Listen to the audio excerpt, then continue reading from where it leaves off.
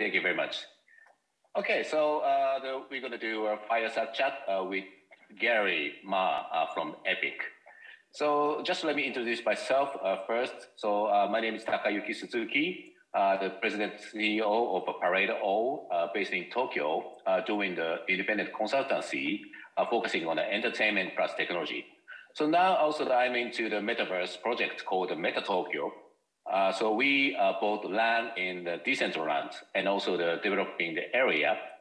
So for example, like a pop-up museum and NFT sale and also the NFT passports to the Meta Tokyo residential. So yeah, it is very exciting to have Gary to ask some points to follow up also that we can oversee the future of the Metaverse and the blockchain. So thank you very much for joining, Gary. Yeah, it's my pleasure. Great having this discussion with you, Taka. I'm pretty excited. I think it's going to be a general and informative conversation. We can share some insights coming from the different regions that we operate in and some of the things we're anticipating for 2022 and beyond in the space. So yeah, for the audience, we hope you enjoy this little bit of a conversation we're going to have today. A little bit, yeah, my name is Gary Ma. I'm a co-founder and CEO of Epik. A bit about me, I've been around and exposed to blockchain starting around 2013. Prior to Epik, I've worked with some of the biggest brands and celebrity artists producing large-scale ultra music, festival-style concerts around the world. And now at Epik, we work with the biggest brands in IP to create premium digital merchandise and collectibles. So for those that are not as familiar with Epik, we are the leading B2B NFT company that works with AAA gaming platforms and giant entertainment IP brands to create in-game NFT goods and marketplaces. So premium digital merchandise NFT platform with years of experience in digital licensing agencies, putting brands in games. And our client roster includes some of the biggest names in the industry like Tencent or Garena, Warner Music, Universal, and many more. Thank you very much, Gary. So yeah, it is really exciting to see a really kind of Asian company doing a big role in NFT and the Metaverse. So can you tell us a little bit more about the Epik's role in the Metaverse? Yeah, the Epik is, we've been building since, the company's been around for a few years and really established itself as a premium digital licensing agency. So we have really strong relationships with IPs and brands, actually focusing on integrating and putting IP content into games. We now work with over 300 plus gaming platforms, metaverses, NFT platforms, marketplaces. So everything from mainstream games, AAA game publishers, all the way to crypto native platforms and economies. So what we're finding, obviously, is the gaming industry and more so the digital platform ecosystem by large are basically the emergent metaverses, really, plural, right? And our role as Epik is in a couple different ways, right? We obviously have introduced new content into these metaverses and platforms. We also create new original content through NFTs and digital goods as a result of these content integrations. And then behind it all, as a technology company, we create connectivity and interconnectivity between all of these independent worlds and metaverses. So what the result of that that we're going to see unfold is essentially an entire network of metaverses that are going to have consistent experiences and features and benefits that Epik provides. So in essence, its own metaverse of metaverses. I know it sounds kind of, a cliche to say the metaverse type of idea, but that's essentially kind of give people an understanding. It's a fabric in between all these different platforms. Right. So yeah, so when you say experience, so what type of experience you provide to the Metaverse is really kind of essential and really embraced by the users and the IP holder? Yeah, I mean, like I said, we have a huge network of clients, right? And everyone is kind of on a different spectrum. We work with very like crypto native blockchain games, that type of end of the spectrum. all the way to mainstream games, right? And they're all at different phases of bringing and incorporating this new NFT type of digital good into these economies. But what we're going to see emerge more and more, as you're seeing, is it's all going to be one spectrum, right? Mainstream games are all going to have some form of blockchain and NFTs into their games in the coming years, very, very quickly, 22 and beyond. You'll see very few games that are not going to have NFTs and blockchain. And the reason for that is quite simple. The incentive structure and the incentive mechanics are too strong when you have economies that are available through the ownership of actual like digital merchandising goods by NFTs.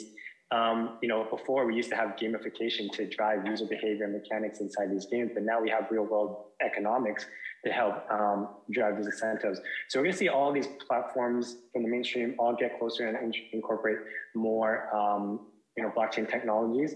And that's really where Epik steps in. We help to foster that and develop that with more mainstream clients to get them more blockchain enabled.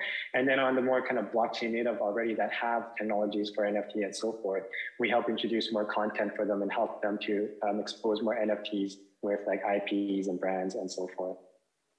Wow, it sounds really kind of huge in terms of the gravity of the NFT in the blockchain games and with IP. So how do you see the countries or what region is also to have a huge gravity in terms of the blockchain games? Yeah, I mean, Asia is really strong. We're here talking here in Shanghai, and you're up in Tokyo, right? You're based in Tokyo right now? Yeah. Yes. Our office is in Singapore, and obviously innovation knows no boundaries, right? Blockchain crypto is global. So I mean, on that kind of like high end way of looking at it, I don't think there's much friction to where you're situated. But there are some benefits kind of coming out of Asia, right? As we all know, like Asia moves fast, right? And they're quick adopters. Right. They know gaming. And in Japan, the market there is so robust, and it's got such legacy. Industries there. So I think there's a lot of benefit, and we're going to see a lot of innovation coming through from the Asian markets for sure. And then now, like I said, through the power of blockchain and GameFi and leveraging, play to earn and different types of economics, and opening up opportunities in different levels where it's not so, just left for the people that have access. It's opening up more access essentially. So I think all those benefits are accruing definitely in the Asia region and Southeast Asia region. And I think we are definitely going to be leading a lot of the charge in this space in the coming years. What do you think? I mean, how are you seeing things coming out of your region and what you're seeing up in Japan on that question, Rebecca? Yeah, for especially kind of in Japan, so the regulatory is really a bit tight for approval in terms of the approval of the blockchain game. But so I think the gravity of the blockchain game in the rest of the Asia is really kind of huge. So I think we would like to see kind of a more ease in terms of regulatory, and we have more kind of blockchain games or the NFT things.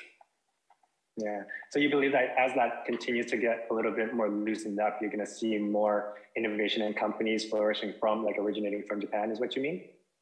Yes, exactly. So so some of the kind of innovative companies are really exploring kind of a more outside of Japan opportunities, and they move to some of the companies move to the Singapore, and some of the companies move to other Asian countries.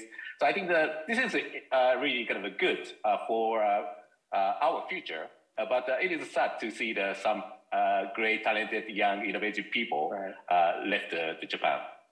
Right. Yeah, that sounds wonderful.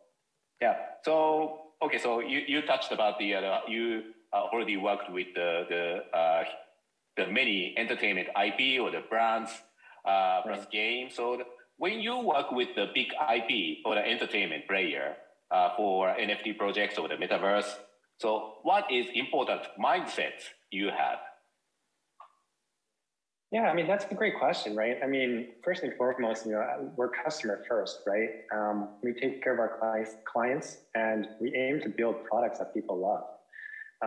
We've grown to be the leading digital licensing agency in the world by kind of thinking about it on that type of singular focus. And what we're finding too is, I'm sure maybe a lot of this audience and yourself for sure who's on top of the space. I mean, 2021 was a breakthrough year, and we saw a lot of kind of the brand conversations really shift, right? It was really chaotic in 2021, booming NFT prices, everyone that's just kind of FOMOing.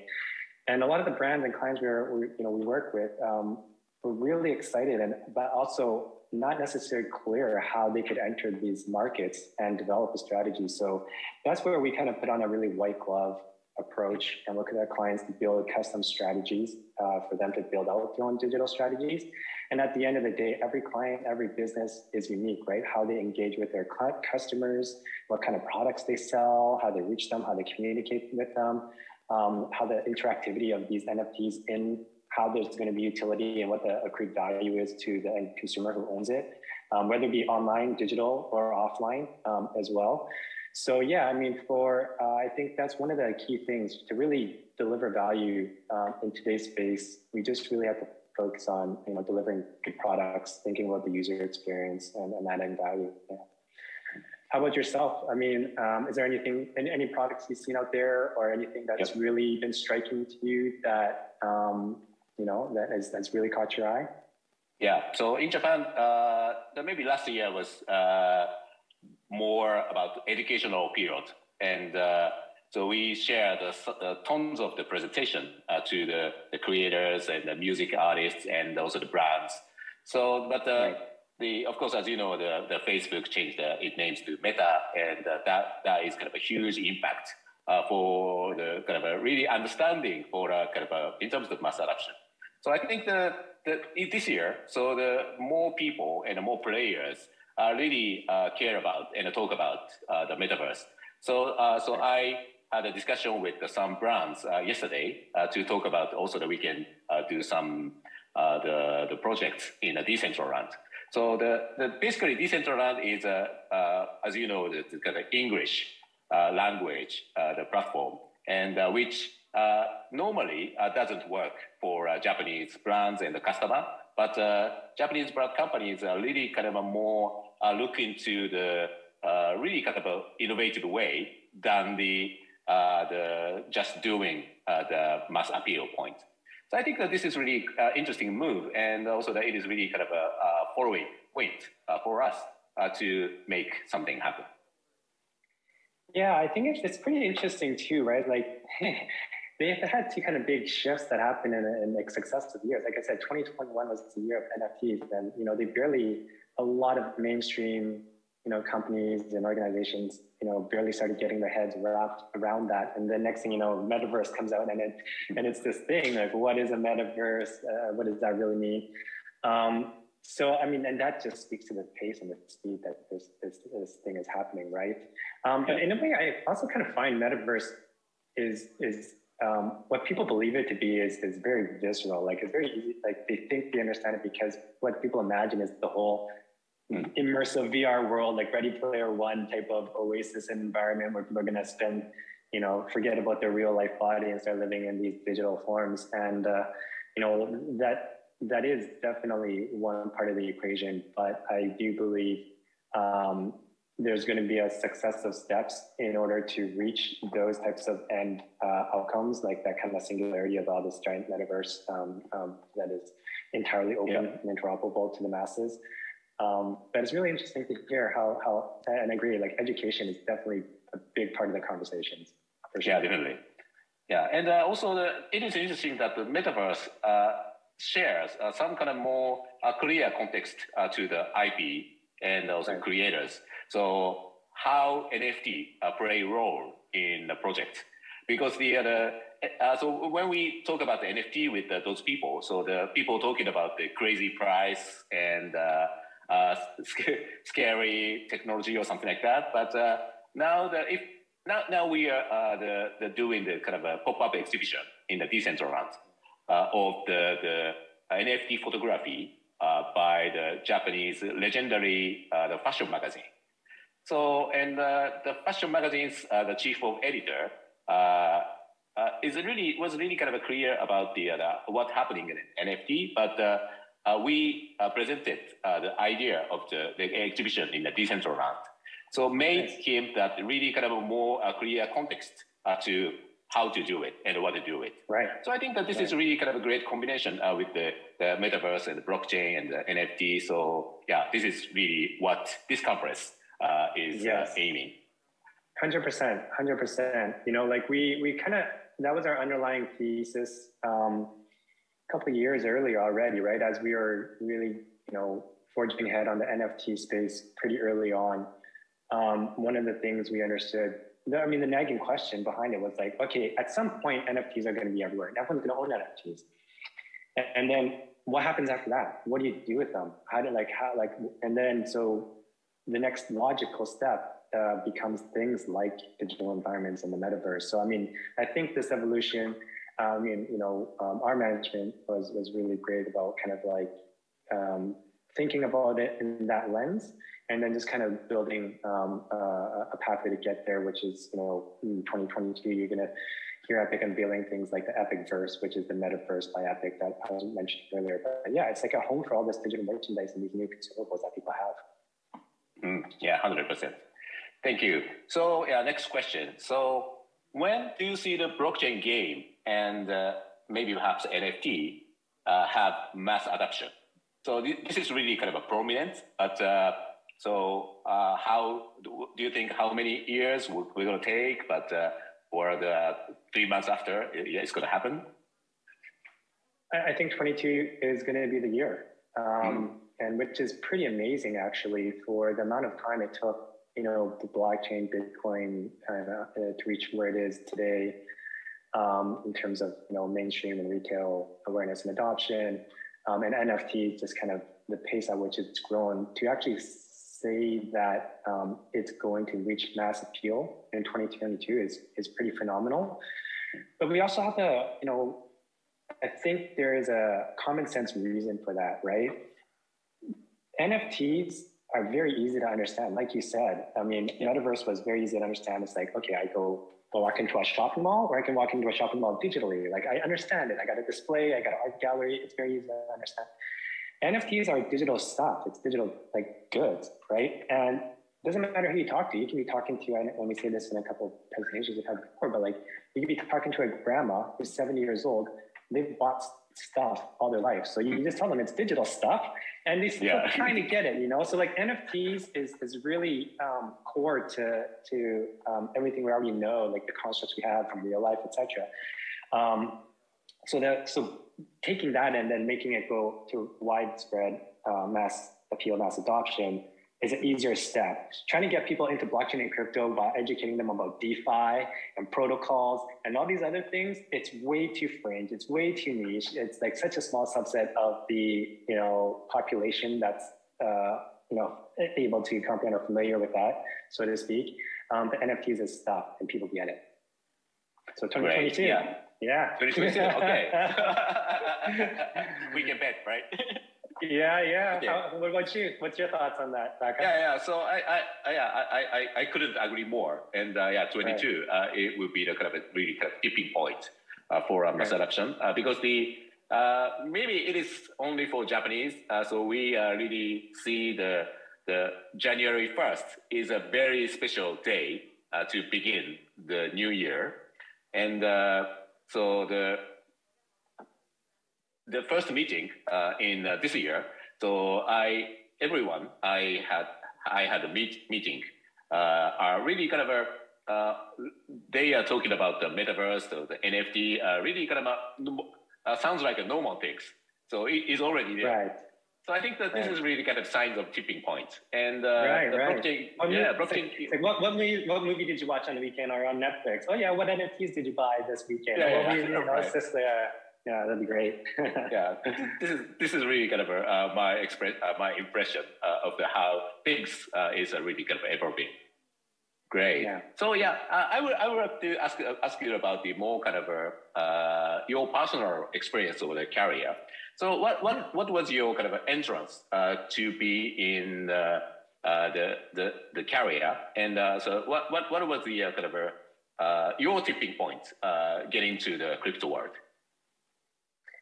Yeah, well, crypto world, like I got into, around early 2013. So pretty, no super OG, but not a bit earlier than some as well. And it was really fascinating to me. Just the concept of this kind of decentralized and a digital form factor of currency or value and stored value and things like that. But for anyone that's kind of back around in those days, there was so much friction in order to get into crypto and buy it and hold it and store it and do all these things. I spent my life in Canada, and I remember like back then you had to meet people in coffee stores and sit there with a stranger and zap people these Bitcoin on these like wallets on mobile that are totally not very robust and very volatile. So you're holding all these assets on these things that are like unproven, untested. Fast forward to now, and we got all this infrastructure that's come out, and everyone's moving towards bringing those barrier to entries down, which is critically important in order to get to this mainstream adoption. Our thesis was to integrate it with game environments where it's seamless experience within those already environments, which already removes a lot of those barriers, and then open up payment channels so you can pay with more than just crypto and use regular payment and crypto credit cards and things like that.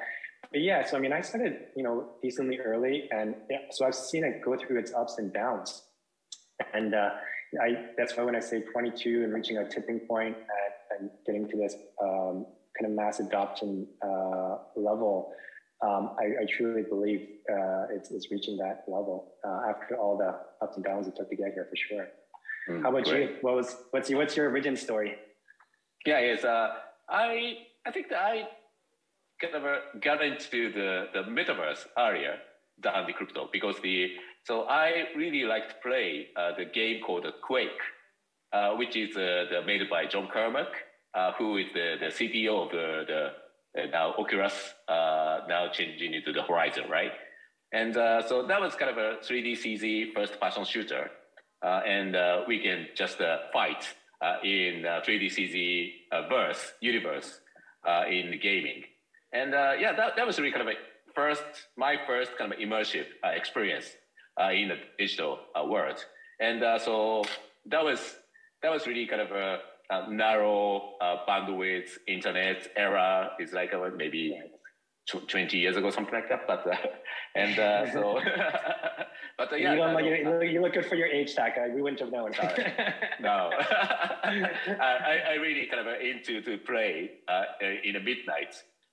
To fight with the kind of US people and other rest of the world. But this is really kind of in the first experience to immersive, and it's kind of a communication. And so that makes me really kind of into the metaverse. So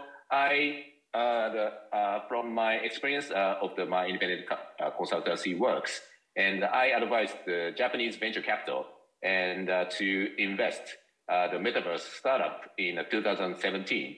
So, and now the startup called Cluster is really kind of growing up really quickly, following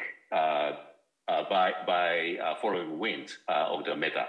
So I think this is really kind of a good kind of instinctive prediction, and I really proud of myself to get into the metaverse. But also I really like your story because the blockchain is also the made kind of communication in person. And then now everything's moved into the metaverse. So metaverse with blockchain makes communication and economics with a digital native way. So I think that is really kind of a huge part. We are really being attractive. And so we see the really great opportunity. Yeah, that's great foresight from you, right? To kind of dive so heavily into that. And that's been must have been not easy. 2017, those conversations is still relatively early, and then the winter of 2018 and beyond. So it's I can imagine. So good for you. That's it's quite some foresight relatively early on, and now it seems like we're reaping the benefits from it. And I think that we're just scratching the surface, like you're saying. We're hearing some crazy forecasts of what the metaverse could actually equate to, trillions of dollars of economy, or and in some sense it could be true, right? It's opening up a whole new a world of economy there. So it'll be really interesting to see exactly kind of where it heads towards. Great. So next question. So how Asian companies like Epik can play big role in NFT and the metaverse world? So I really see the Epik is already play a big role, but if you have any advice on the other kind of Asian companies who would like to be on that part? Yeah, I mean, we're fortunate because, like I said, our business structure is really B2B, right? So we work and so we work with people all over the world, actually. And I think we're like pretty much the only B2B NFT company really out there doing what we're doing. But yeah, I mean, the innovation is global, but for other Asian companies that are originating from this region, I just don't see there's much barriers, right? I think there's just all the resources that you actually could need are here. We're also seeing where this access to internet, which is like, as long as you have that, and we do, right? There's high-speed mobile everywhere as well. And we're also bringing down a lot of the application layer of technology is also coming down to that, that accessible layer of technology. So I don't think there is any friction whatsoever. So you pair that with the opportunity, the fast pace, the quick, like the adoption scale over here. I think anybody that's operating from here is going to be in a good position. Okay, sounds like just do it, right? Just do it. Yeah, don't hesitate. There's no waiting. There's no hesitancy in the metaverse. You can just take that off of your yeah.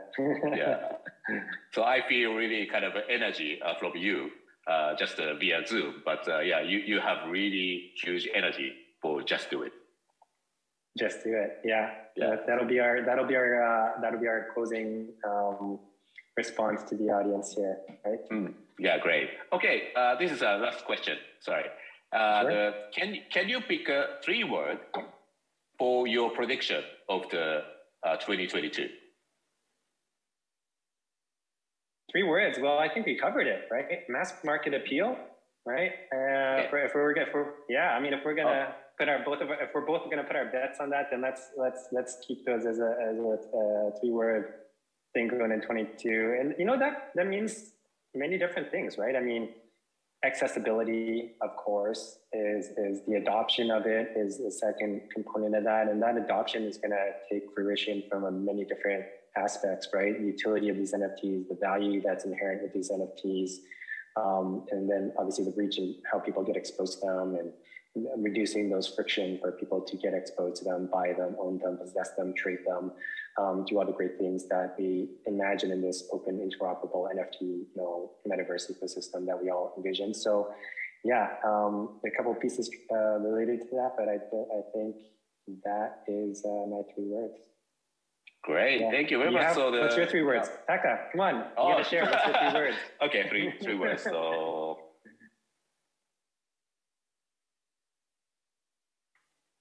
Everyone understands perfectly for metaverse and NFT.